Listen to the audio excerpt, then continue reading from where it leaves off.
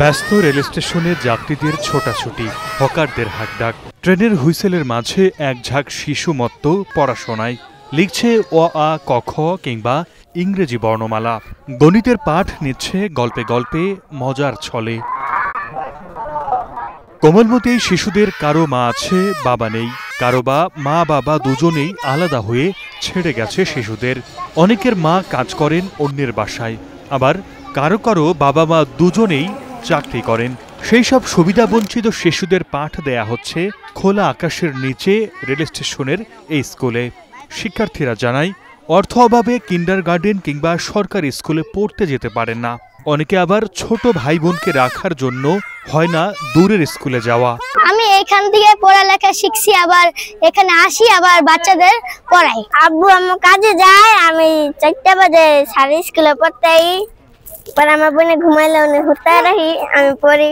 সুবিধা বঞ্চিত শিশুদের জন্য স্কুলের পক্ষ থেকেই রয়েছে বই, খাতা সহ পাঠ উপযোগী সকল সুবিধা। এতে দিন দিন শিক্ষার্থী বাড়ছে স্কুলটিতে। 2016 সালে প্রতিষ্ঠিত স্কুলটিতে বর্তমানে পাঠ নিচ্ছে 35 জন শিশু। এখানে দিতে হয় না বেতন, নেই শিক্ষকের চাপ, বাড়ির কাজে ঝামেলা নেই। নতুন জানার আগ্রহ নিয়ে নিয়মিত ক্লাসে আসে শিক্ষার্থীরা। টাকা পয়সা যেন পাই না দিতে, স্কুল পড়াইতে পারি না দেখে এই জায়গায় পড়াবানো।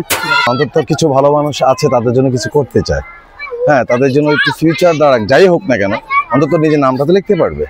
হ্যাঁ, এটাই সবচেয়ে বড় কথা। এটা দেখে অনেক ভালো লাগছে, কারণ এরকম কোনো জায়গায় আমি আগে দেখিনি, এরকম সুন্দর স্কুল ট্রেন স্টেশনের পাশে।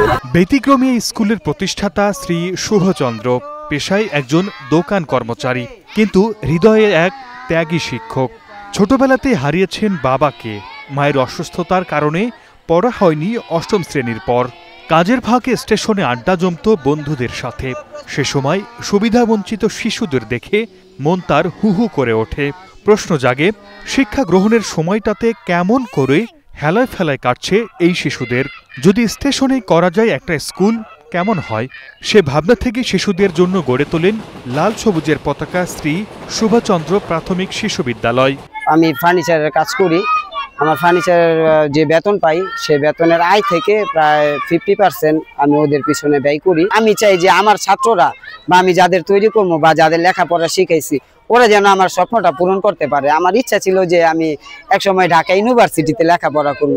সমাজের বিত্তবানদের কেউ পাশে দাঁড়ালে নারায়ণগঞ্জের চাষাড়া রেল স্টেশনে শুভচন্দ্রের শিশু বিদ্যালয়টির শিক্ষার দ্যুতি ছড়িয়ে পড়বে পুরো এলাকায়, এমনটাই প্রত্যাশা তার।